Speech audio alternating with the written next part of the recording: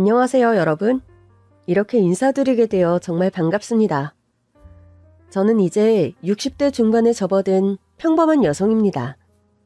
제가 살아온 인생을 돌아보면 참 많은 일들이 있었지만 그 모든 순간을 통해 깨달은 한 가지가 있는데요. 그것은 바로 사람의 마음씨와 인품이 무엇보다 중요하다는 사실입니다. 나무를 한번 떠올려 보세요. 나무는 겉으로 보기에 아무리 멋있어 보여도 뿌리가 튼튼하지 않으면 바람이 불 때 쉽게 쓰러져 버리잖아요. 사람도 마찬가지인 것 같아요. 아무리 외모나 지위가 훌륭해 보여도 마음속 뿌리가 바르고 깊지 않으면 진정한 의미에서 강한 사람이라고 할 수 없겠죠. 저는 어려서부터 가난한 집에서 자랐습니다. 저희 집은 도시 외곽에 있는 작은 마을에 있었는데 집이라고 하기에도 부족한 판잣집에서 5식구가 살았어요. 판잣집은 비가 오면 여기저기서 물이 새고 겨울에는 바람이 숭숭 들어와서 춥기만 했거든요. 그럼에도 불구하고 저희 가족은 서로를 의지하며 열심히 살았습니다. 저희 부모님은 모두 일용직 노동자셨어요. 아버지는 건설 현장에서 일하셨고 어머니는 시장에서 하루 벌어 하루 먹고 사는 장사를 하셨죠. 아버지는 매일 새벽 일찍 집을 나가셨습니다. 영순아, 아버지 나간다. 너희 동생들 잘 돌보고 엄마도 잘 도와드려야 해. 다녀오세요, 아버지. 몸 조심하시고요. 아버지는 항상 같은 말씀을 하시며 제 머리를 쓰다듬어 주셨는데 그런 아버지의 손은 늘 거칠고 굳은 살이 박혀 있었지만 그 손길에서 저는 언제나 따뜻함을 느꼈습니다. 아버지가 나가신 후 어머니도 준비를 마치고 시장으로 향하셨어요. 어머니는 주로 시장에서 채소를 팔거나 가끔은 손님들의 빨래를 받아서 해주기도 하셨습니다. 오늘은 장사가 잘 되어야 할 텐데 어제는 너무 적게 벌었거든. 잘 될 거예요, 엄마. 괜찮아요. 그럼 엄마 다녀오마.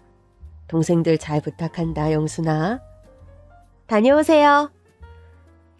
부모님이 집을 비우시면 저의 하루가 시작되었는데요. 국민학교에 다니는 동생 둘을 깨워서 아침을 챙겨 먹이고 학교 갈 준비를 시키는 것이 저의 일과였습니다. 누나, 오늘은 뭐 먹어? 밥 먹지, 밥. 얼른 세수하고 와.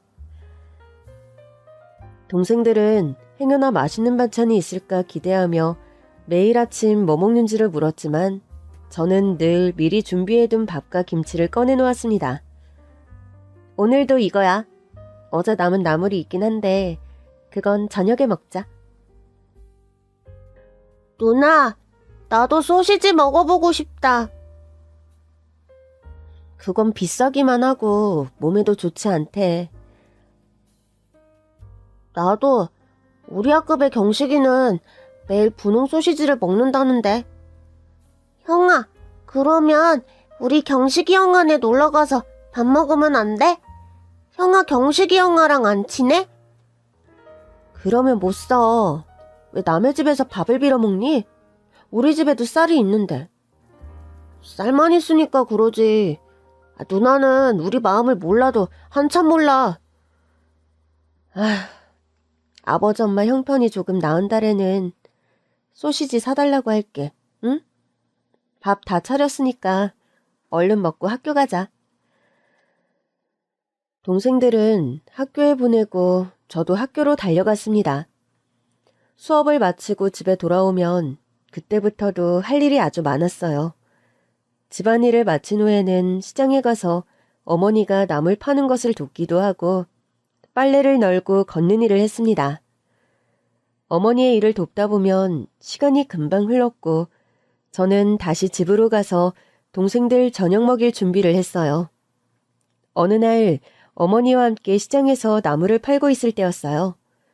시장은 언제나 활기가 넘쳤거든요. 상인들이 서로 장사를 하려고 소리치고 사람들이 분주하게 움직이는 모습이 일상이었죠. 영순아, 저쪽 가게에서 시든 배춧잎 좀 얻어올래? 못 쓰게 된 것은 안 팔고 따로 모아두시지 않니? 네, 엄마. 그런데 그렇게 얻어오기에는 시간이 좀 이르지 않은가 싶어요. 조금만 늦어도 벌써 사람들이 다 가지고 가니 부지런히 자리를 잡아야지. 다녀올게요. 저녁에 배춧국이랑 배추전 하면 되겠어요. 좋구나. 그거 없거든. 여기 일은 두고 얼른 집에 먼저 들어가라. 영식이랑 영수 기다릴라. 저녁을 먹은 뒤 설거지와 뒷정리를 하고 난 다음에 동생들 숙제를 봐주었고 동생들이 잠이 든 뒤에야 제 학교 숙제를 할 시간이 생겼습니다. 당시 저는 공부를 좋아했고 언젠가는 대학에 가고 싶다는 꿈을 가지고 있었어요. 학창시절 내내 집안 살림과 학업을 병행하며 부지런히 생활했거든요. 그러다 고등학교 3학년이 되었을 때 대학에 가고 싶다는 말을 조심스럽게 꺼냈습니다. 엄마, 아버지, 저 사실 대학에 가고 싶어요. 저 더 공부해서 나중에 우리 가족을 더 잘 살게 하고 싶어요. 영순아, 네 마음은 잘 알겠지만 우리 집 형편을 알지 않니? 대학은 힘들지 않겠니? 네 동생들도 아직 어리고 앞으로도 돈 들어갈 일이 한참이구나. 아버지가 미안한 듯 말씀을 하셨고 어머니도 동의하듯 고개를 끄덕이셨습니다. 순간 모든 것이 무너져 내리는 기분이었지만 부모님을 원망할 수는 없었습니다. 부모님도 최선을 다해 저희를 돌보고 계셨으니까요. 네, 저도 알아요. 그냥 말은 한번 해보고 싶었어요. 반에서도 공부를 곧잘하는 친구들은 대학에를 간다고 해서요.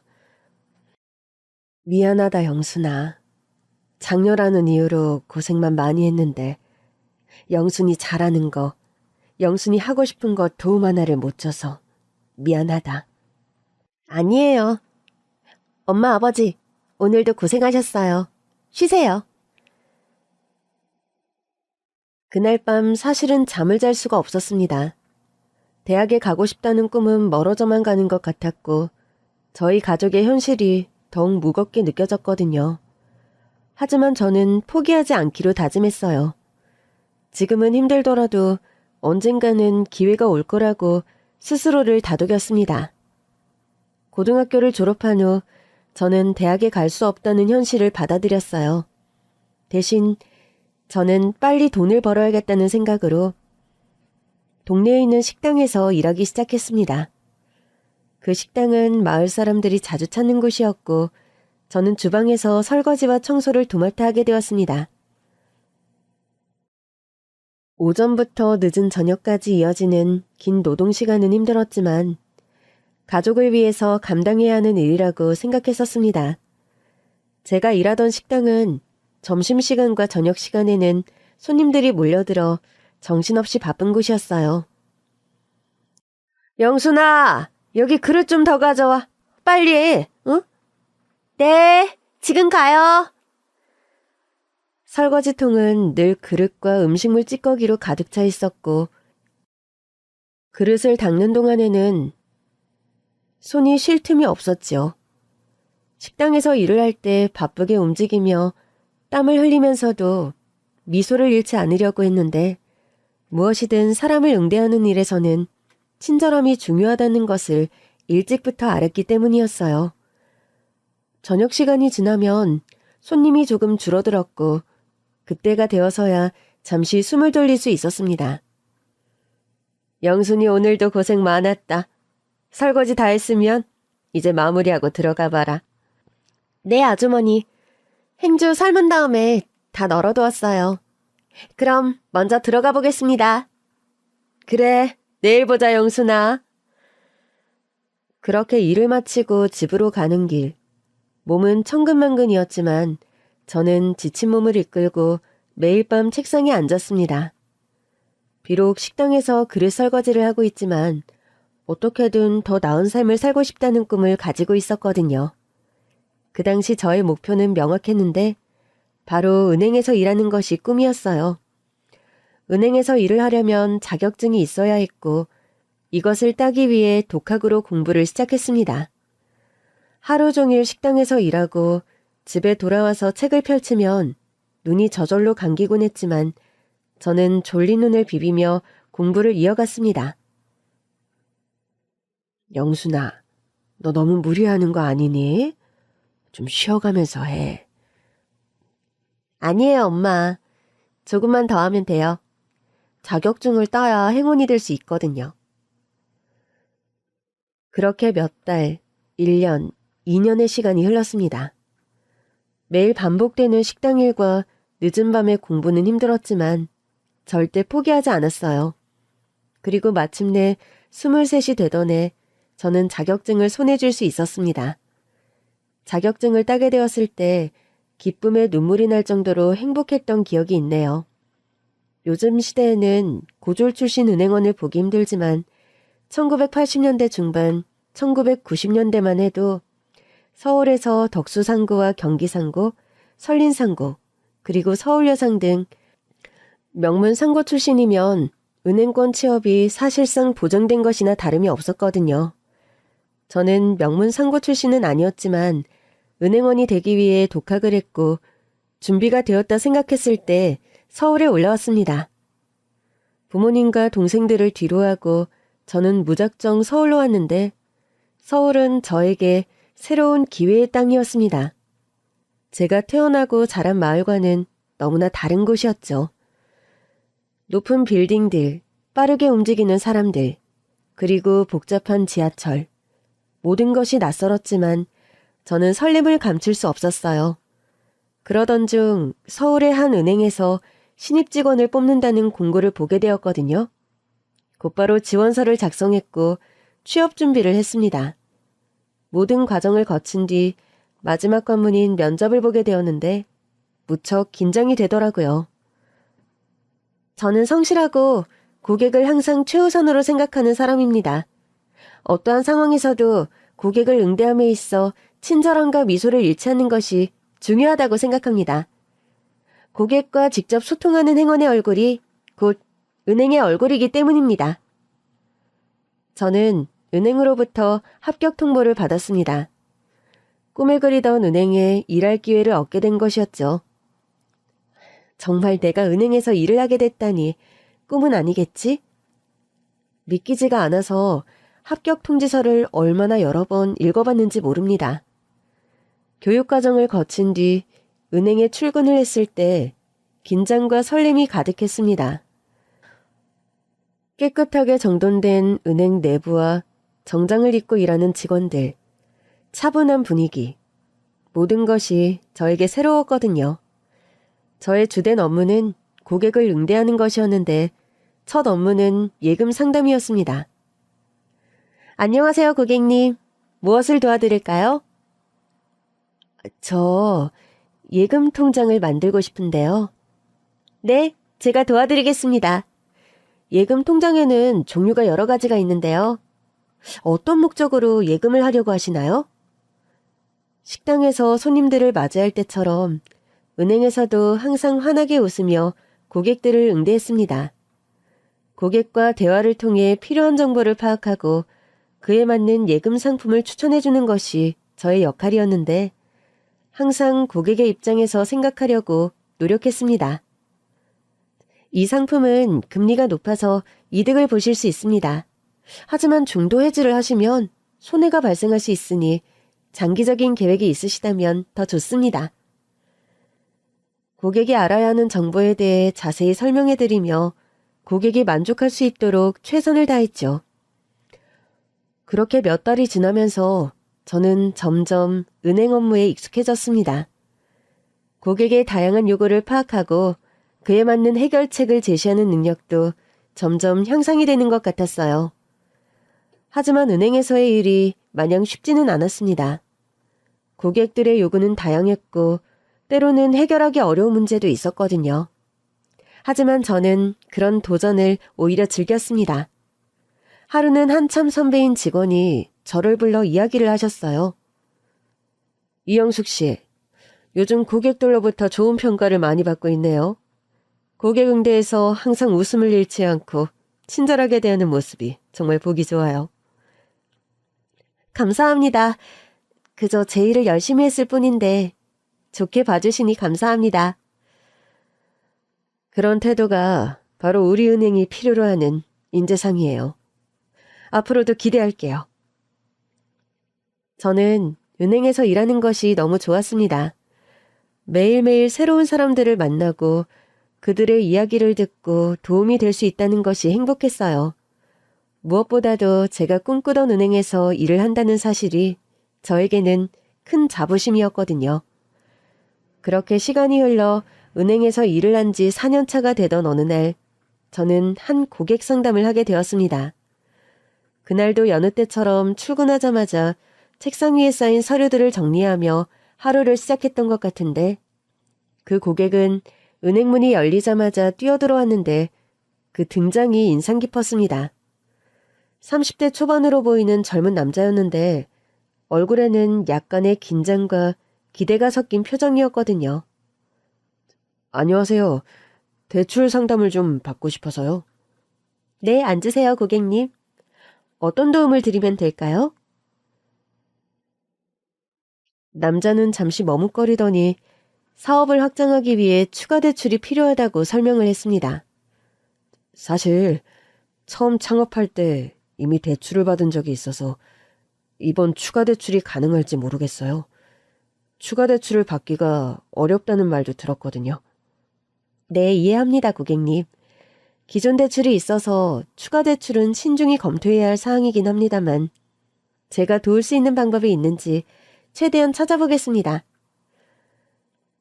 그날 이후 그 남자는 여러 번 은행을 찾아와 대출에 필요한 서류를 제출하고 상담을 이어갔습니다. 저는 그런 그 남자의 열정을 보며 그를 도와주고 싶은 마음이 커졌던 것 같아요. 며칠 뒤 남자가 다시 은행을 찾아왔습니다. 안녕하세요, 영숙 씨. 말씀하신 서류들을 준비해왔습니다. 이걸로 추가 대출이 가능할까요? 네, 서류는 잘 준비해 오셨네요. 이제 이 자료들을 바탕으로 심사팀에 제출하고 긍정적인 답변을 받을 수 있도록 최대한 노력해 보겠습니다. 그렇게 그의 대출 서류는 심사 과정에 들어갔고 저는 심사팀과 여러 차례 연락을 주고받으며 추가 대출의 가능성을 높이기 위해 최선을 다했습니다. 영숙 씨, 이 서류들에 대해 몇 가지 더 확인이 필요해요. 고객에게 다시 한번 확인해 줄 수 있나요? 심사팀에서 요청이 들어오면 저는 곧바로 남자에게 연락을 취했습니다. 안녕하세요, 김상철 고객님. 이번에 심사팀에서 추가 확인 요청이 들어와서 서류 몇 가지를 더 준비해 주셔야 할 것 같습니다. 알겠습니다. 말씀하시는 서류 다 준비할게요. 항상 애써주셔서 고맙습니다. 정중하고 성실한 그의 태도가 인상적으로 느껴졌던 것 같아요. 그렇게 여러 번의 확인과 서류 제출을 거쳐 마침내 그 남자의 추가 대출이 승인이 되었습니다. 저는 그에게 전화를 걸어 기쁜 소식을 전했습니다. 안녕하세요. 대출 심사가 드디어 승인되었습니다. 축하드려요. 정말요? 감사합니다. 영숙 씨 덕분에 사업을 더 키울 수 있게 되었어요. 며칠 후 그는 은행을 찾아와 저에게 고마움을 전했습니다.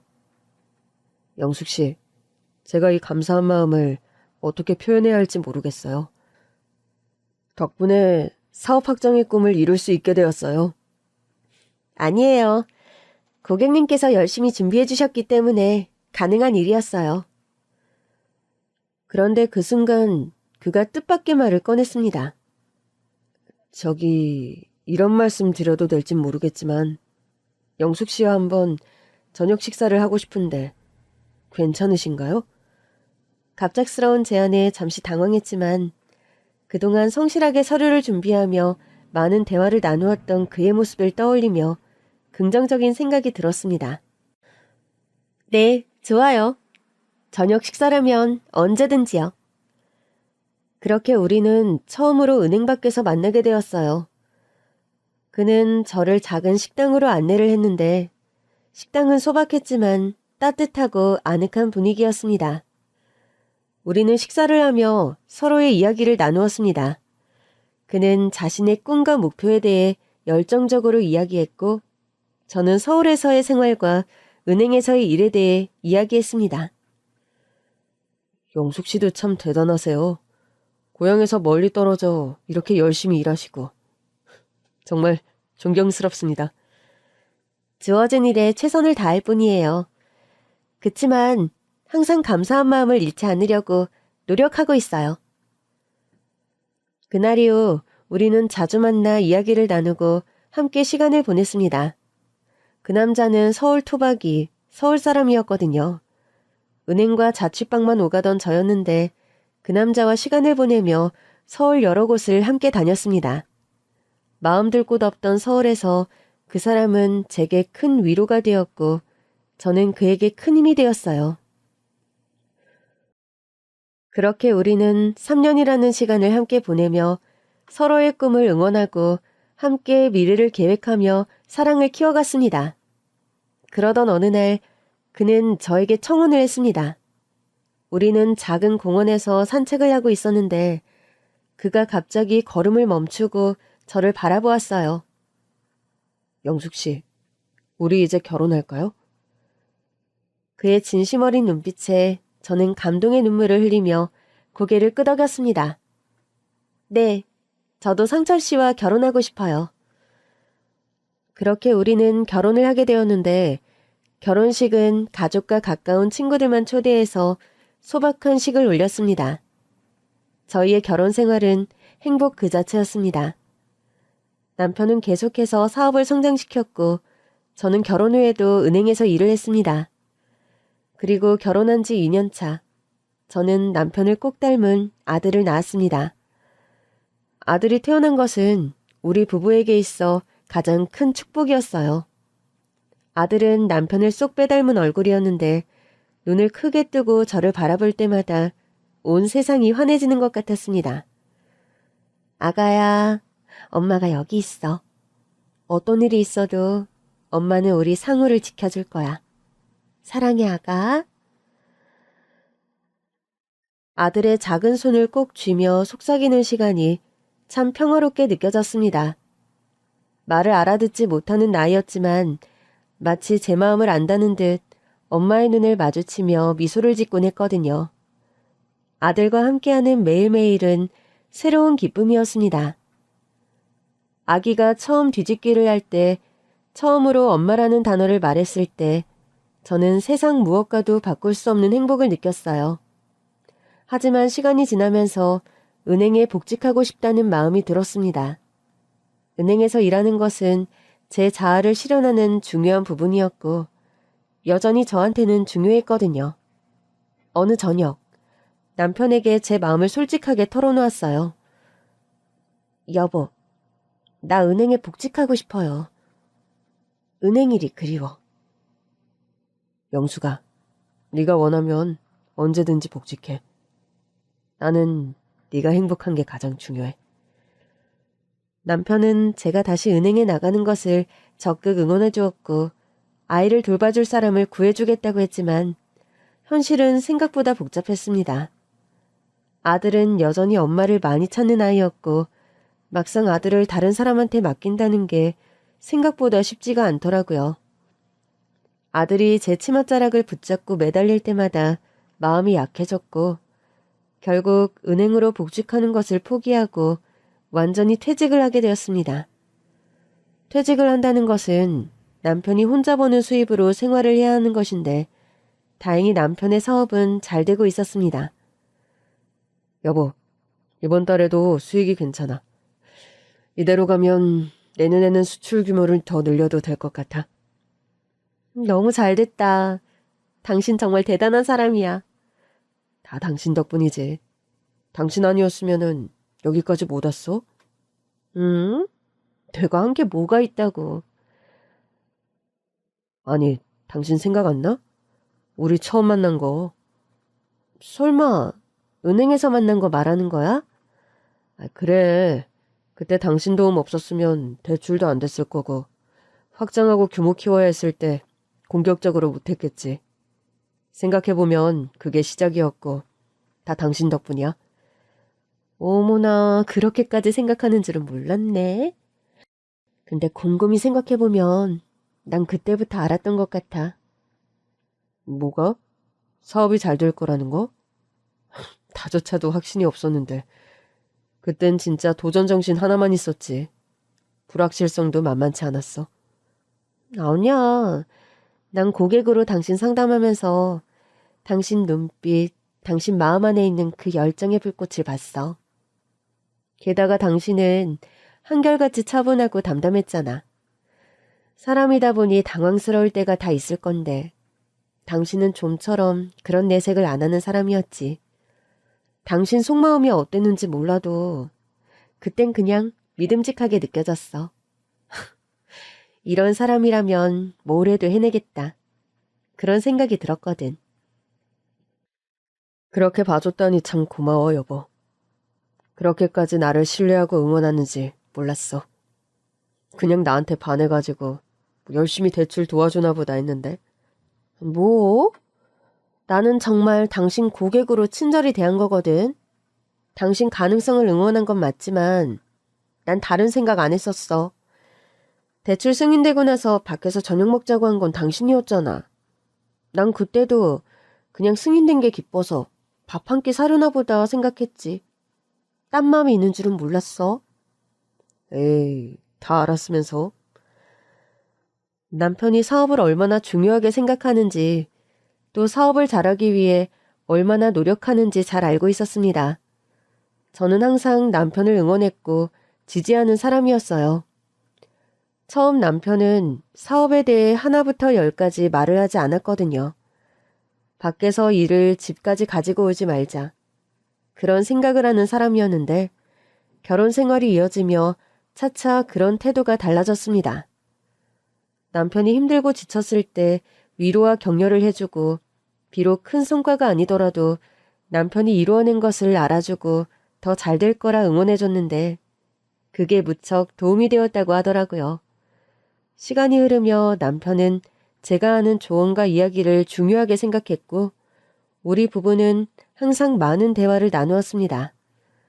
퇴직을 한 뒤 저는 전업주부가 되었는데 다행스럽게 남편이 가져다주는 생활비는 부족함이 없었고 저희 가족은 편안하고 안정된 생활을 이어갈 수 있었어요. 여보, 영수가, 당신도 일하고 싶으면 언제든 다시 시작해도 돼. 당신 원래는 상우 낳고 금방 복직하고 싶어 했잖아. 무엇보다 당신 같은 인재가 집에만 있는 게 너무 아까운 것 같아. 당신같이 유능한 사람은 어디서든 환영받을 거야. 남편은 제 자존감을 높여주고 저의 행복을 중요하게 생각하는 사람이었습니다. 정말 그 점이 무척 고마웠어요. 집에서 살림만 하는 아내를 무시하는 남편도 많다고 하는데 저희 남편은 그런 사람이 아니었거든요. 고마워, 여보. 하지만 은행에 다시 들어가는 건 어려울 것 같아. 요즘은 대졸자가 기본이잖아. 고졸 출신인 내가 다시 은행에 들어가는 건 쉽지 않은 것 같아. 에이, 신입도 아니고 경력직인데? 상우 낳고 몇 년 쉬는 사이에 많이 변했지 뭐야. 뭐 나만 그런 게 아니라 애기 낳고 애기 키우다가 다시 본업으로 돌아가는 여자들이 얼마나 되겠어? 뭐 은행이 아니어도 좋아. 당신이 뭔가 하고 싶은 게 있다면 말해줘. 공부를 더 해도 좋고. 이제 상우도 학교 들어갈 나이가 됐으니 당신 시간도 많아질 거야. 고마워, 여보. 생각해주는 건 역시 당신밖에 없네. 아들이 자라며 시간이 조금 생긴 것은 사실이었지만 아이가 커가는 대로 또 엄마가 챙겨야 할 것들이 계속 있더라고요.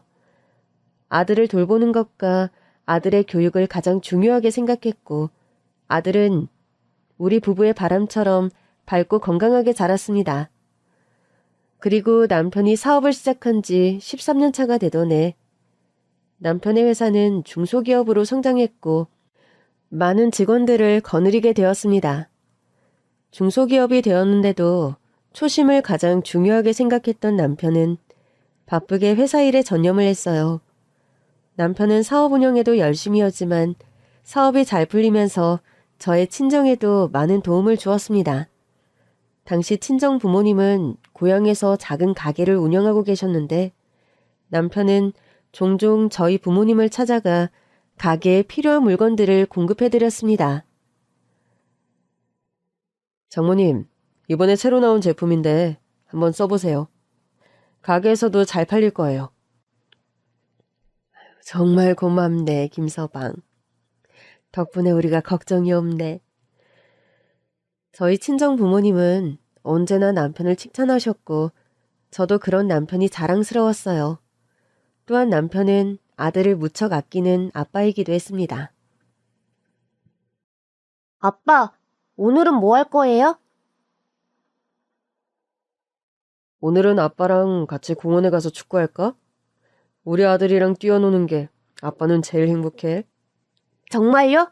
엄마, 저번에 아빠가 사준 축구화 오늘 신어도 돼요? 그래, 신발장에 있는데 엄마가 꺼내줄게. 그렇게 우리는 매일매일 행복한 일상을 살았는데 가족이 함께하는 것보다 세상에 더 소중하고 가치 있는 것은 없다는 것을 그때 깨달았습니다. 여보, 난 당신이 내 아내가 되어주어서 정말 행복해. 어느 날 밤 남편이 제 손을 꼭 잡으며 말했는데 결혼한 지 10년이 넘어도 고마움과 행복에 대한 표현을 아끼지 않는 그 마음이 고마워서 남편의 손을 잡고 미소를 지으며 대답을 했어요. 나도 당신이 내 남편이어서 정말 행복해. 우리 앞으로도 이렇게 행복하게 살아요. 당연히 우리의 삶이라는 것도 완벽하지는 않았지만 서로가 곁에 있기에 모든 것을 이겨낼 수 있었고 아들이 자라는 모습을 보며 함께 미래를 꿈꿨습니다. 그러나 불행이란 예고 없이 찾아와 한순간에 어두운 그림자를 들이운다는 것을 그때는 미처 알지 못했습니다.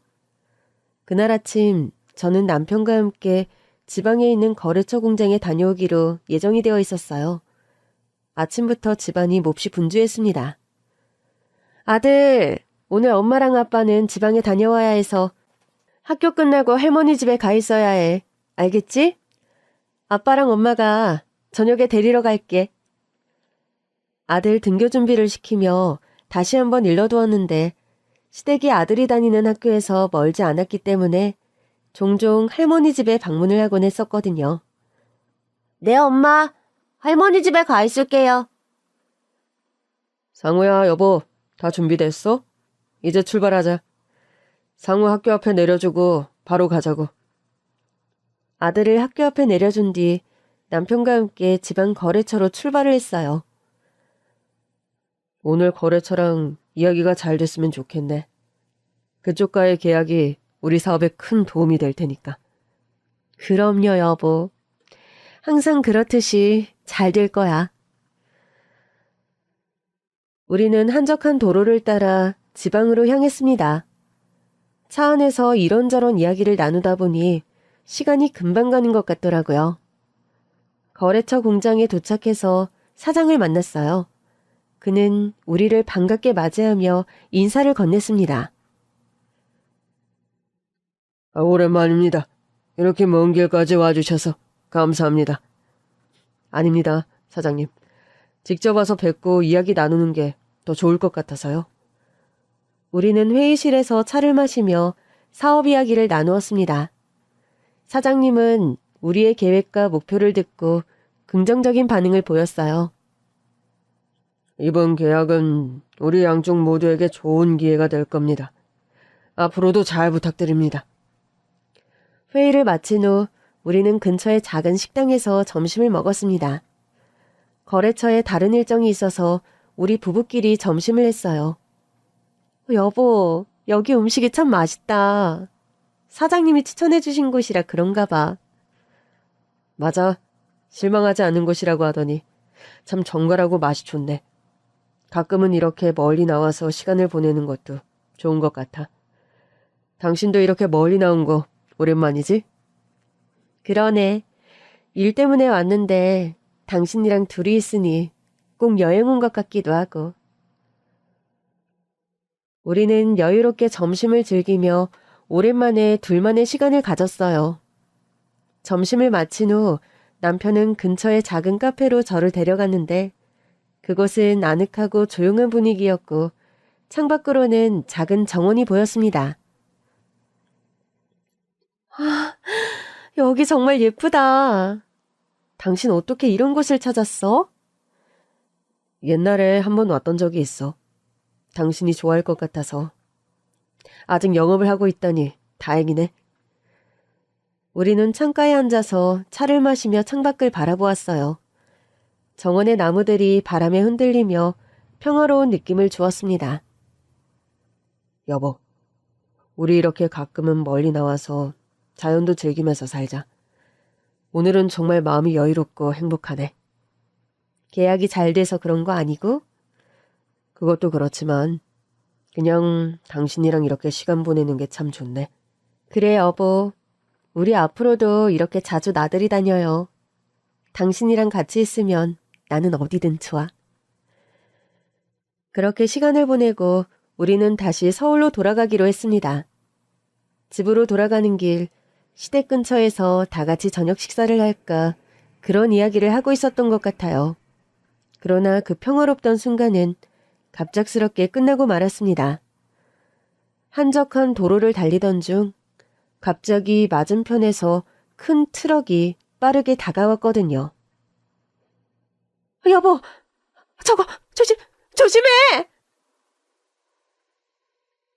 남편이 깜짝 놀라며 핸들을 틀었지만 피할 수 없었어요. 큰 충격과 함께 차가 뒤집히며 우리는 그대로 정신을 잃었습니다. 모든 것이 천천히 그러나 동시에 빠르게 지나가는 것 같았어요. 한참 뒤에 눈을 떴는데 제 머릿속은 혼란스러웠고 온몸이 아파왔습니다. 여보, 괜찮아? 저는 힘겹게 눈을 뜨고 남편을 찾았지만 남편의 대답은 들리지 않았습니다. 누군가 신고를 했는지 구급차가 도착했고 우리는 병원으로 옮겨졌습니다. 제 의식은 점점 흐려졌고 모든 것이 어둠 속으로 빨려 들어가는 것 같았습니다. 얼마 후 저는 병원 침대에서 눈을 떴어요. 모든 것이 낯설었고 온몸이 묶인 듯 움직일 수 없었습니다. 여기가 어디지? 혼란스러운 눈으로 주위를 둘러보자 간호사가 다가와 저를 달랬습니다. 환자분, 여기 병원이에요. 사고를 당하셨어요. 간호사가 무어라 설명을 했지만 제 머릿속에는 오직 남편의 얼굴만 떠올랐던 것 같아요. 여보? 제 남편은 어디 있어요? 다급하게 물었는데 간호사가 잠시 머뭇거리더니 고개를 숙였고 그 순간 무언가 잘못되었다는 걸 느꼈습니다. 바로 말해주지 않았지만 결국 그 말을 듣고야 말았어요. 사고 현장에서 남편이 그대로 떠났다는 말. 그 말을 듣는 순간 저는 세상이 무너져 내리는 것 같았습니다. 눈물이 쏟아졌고 절망감과 고통을 뭐라 표현할 길이 없었습니다. 남편이 세상을 떠났다는 사실을 받아들이는 게 너무나 힘들었습니다. 남편은 언제나 저를 지켜주고 가족을 위해 헌신했던 사람이었는데 남편이 없는 세상은 상상조차 할 수 없었습니다. 얼마 후 저는 서울에 있는 병원으로 옮겨졌고 몇 주 동안이나 치료를 받아야 했습니다. 그리고 비극은 거기서 그치지 않았어요. 그 사고로 인해 저는 하반신을 움직일 수 없게 되었습니다. 의사 선생님은 앞으로 휠체어 없이는 생활이 어려울 것이라고 말하셨어요. 치료와 재활을 통해 조금씩 나아질 수 있겠지만 휠체어에 익숙해지셔야 할 것 같습니다. 너무도 갑작스럽게 남편을 떠나보내고 휠체어에 의지해야 하는 상황. 모든 것이 절망적으로 보였지만 저는 포기할 수 없었습니다. 아들 때문이었어요. 이제 겨우 초등학교 6학년인 아들은 엄마의 돌봄이 필요했거든요. 그렇게 저는 휠체어에 앉아 새로운 삶을 시작했습니다. 남편 없이 휠체어 없이는 움직일 수 없는 몸으로, 그러나 저는 아들을 위해 강해지기로 마음먹었습니다. 상우야, 엄마는 항상 너를 사랑해. 무슨 일이 있어도 우리는 함께 이겨낼 거야. 아빠가 하늘에서 우리 상우랑 엄마를 지켜줄 거야. 아니, 아빠는 우리 마음속에 있을 거야. 남편이 떠난 후 저는 남편의 회사를 물려받았습니다. 사실 중소기업으로 성장했을 시점 저는 이사로서 이름을 올리고 있었어요. 남편이 갑작스럽게 세상을 떠나며 단독으로 운영 정권을 갖게 된 거였습니다. 그러나 회사의 경영은 제가 감당할 수 있는 일이 아닌 것 같았거든요. 저는 회사를 잘 운영할 수 있는 믿을 만한 전문 경영인을 찾아 경영을 맡겼고, 그 후로는 아들을 돌보는 데 집중했습니다. 저희가 회사 경영을 잘 이끌어 나갈 테니 걱정하지 마세요. 언제든 도움이 필요하시거나 의견이 있으시면 말씀해 주세요. 네, 잘 부탁드려요. 아들이 아직 어려서 아들의 회복에 집중을 해야 할 것 같아요. 남편과 함께 살던 넓은 아파트는 저와 아들이 살기에 너무 컸습니다. 남편과의 추억이 깃든 장소였지만 휠체어를 타고 다니기엔 불편한 공간이기도 했거든요. 그래서 아들을 데리고 작은 아파트로 이사하기로 결심했습니다. 상우야, 우리 이제 이 집을 떠나서 새로운 곳으로 이사 가는 게 어때? 네, 엄마. 엄마가 편한 곳으로 가요. 엄마랑 같이 있으면 어디든 괜찮아요. 아들을 데리고 작은 아파트로 이사를 했어요. 새로운 집은 휠체어를 타고 다니기에 적합하도록 리모델링을 했는데, 비록 크지는 않았지만 아늑하고 따뜻한 곳이었습니다. 엄마, 여기 정말 좋다. 우리들이 지내기 딱 좋을 것 같아요. 그렇지? 엄마도 이곳이 마음에 들어. 조금 더 편하게 지낼 수 있을 거야. 이사한 후로 우리는 새로운 일상을 시작했습니다. 저는 아들의 학교 생활을 돌보며 아들의 회복과 교육에 신경을 썼습니다. 여러 차례 상담을 통해 아들은 아빠를 잃은 슬픔을 서서히 극복해 나갔어요. 충격과 상실감으로 인해 혹여나 엇나갈까 걱정을 했지만 속 깊은 아들은 이런 엄마 마음을 알았는지 바르게 잘 자라주었습니다. 시간은 빠르게 흘렀고 어느덧 아들이 대학을 졸업하게 되었습니다. 졸업식 날 저는 휠체어에 앉아 아들을 바라보며 눈물을 흘렸습니다. 여보, 우리 아들이 이렇게 잘 자라서 대학까지 졸업했어. 당신도 하늘에서 보고 있죠? 속으로 남편에게 말을 건네며 아들을 향해 환한 미소를 지었습니다. 엄마, 저 드디어 졸업했어요. 엄마가 저를 키워주신 것처럼 이제부터는 제가 엄마를 돌볼게요. 고마워, 아들. 네가 있어서 엄마는 행복해. 졸업 축하해. 대학을 졸업한 아들은 곧바로 취업에 성공했습니다. 아들은 경영학과를 졸업했거든요. 언젠가 아빠의 사업을 물려받겠다는 마음이 있었지만 경험이 중요하다면서 다른 회사 공채를 통해 신입사원으로 회사 생활을 시작했습니다. 신입이라 회사 일에 적응하며 무척 바쁜 가운데도 아들은 항상 저를 챙겼어요. 엄마, 저녁 식사하셨어요? 내가 퇴근하는 길에 맛있는 거 사갈게요. 아들은 늘 저를 걱정하며 살뜰히 챙겼고 저도 그런 아들이 고마웠습니다. 남편이 떠난 뒤에 아들과 둘이서 검소하게 생활했지만 서로가 있다는 것 그 자체로 많은 힘이 되었어요. 알아서 공부도 열심히 하고 대학을 졸업하고 취업을 해서 회사에 잘 다니는 아들. 그렇게 열심히 살아가다 보니 아들도 저도 함께 나이를 먹는 거더라고요. 어느덧 나이 30이 된 아들을 보니 참 세월이 화살같이 빨리 지나간다는 게 절로 느껴졌습니다. 그러던 어느 날 아들이 집으로 돌아와 이야기를 하자고 했는데 그 어느 때보다 표정이 진지했습니다. 엄마, 제가 하고 싶은 말이 있어요. 무슨 일이야, 아들? 편히 이야기해. 저 결혼하고 싶어요. 엄마에게 소개하고 싶은 사람이 있어요. 저는 순간 놀랐지만 이내 미소를 지으며 대답했어요. 언젠가는 다가올 일이라고 생각했는데 막상 그게 가까워졌다 생각하니 갑작스럽게 느껴지기는 했지만 기쁜 소식이었습니다. 그래? 그럼 언제 한번 집으로 데려와. 엄마가 만나보고 싶네. 네, 엄마 정말 고마워요. 지은이도 엄마를 만나고 싶어 해요. 며칠 후 아들은 예비 며느리를 데리고 집에 왔습니다. 예비 며느리는 밝고 상냥한 미소를 지닌 여자였어요. 안녕하세요, 어머님. 처음 뵙겠습니다. 이지은이라고 합니다.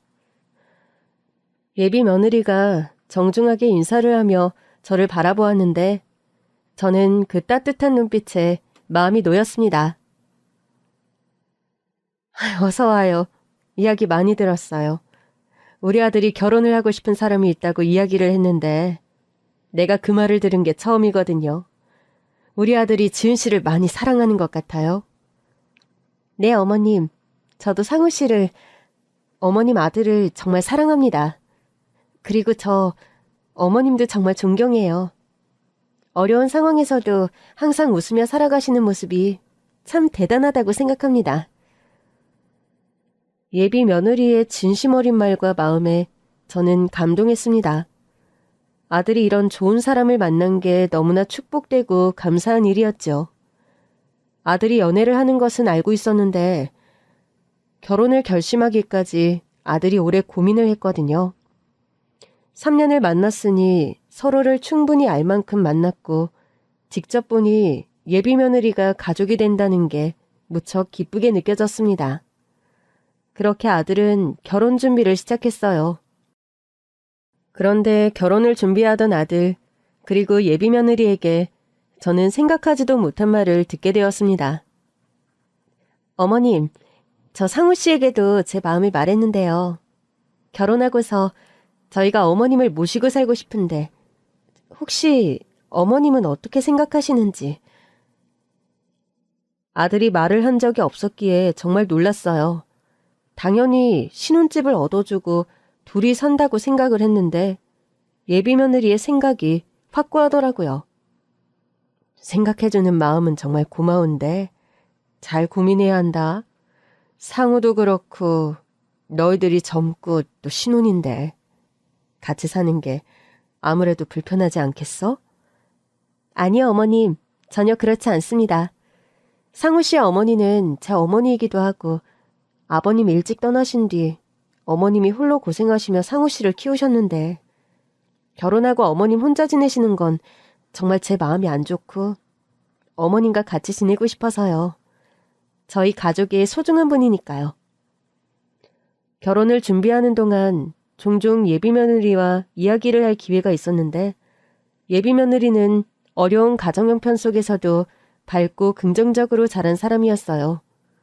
모든 게 순조롭게 진행되어 간다고 생각하던 그때 휠체어 타는 나를 모시고 살고 싶다고 말한 착한 예비 며느리가 일하는 병원에 갔더니 한 간호사가 예비 며느리 머리를 서류뭉치로 툭툭 치며 이렇게 머리가 나쁘니 간호조무사나 하지.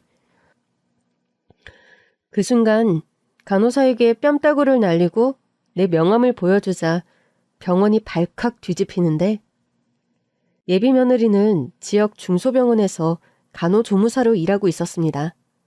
저로서는 어린 시절 어려운 가정 형편 속에서도 열심히 공부하고 결국 자신만의 길을 찾아 살아가는 모습이 저와 많이 닮았다고 느껴졌거든요. 자연스레 예비 며느리에게 마음이 갔고 더욱 아끼게 되었지요. 어느 날 저는 회사에 중요한 안건이 있어서 외출을 하게 되었습니다. 회사 경영을 도맡아 하고 있는 대표와 사업 계획에 대해 논의를 해야 했거든요.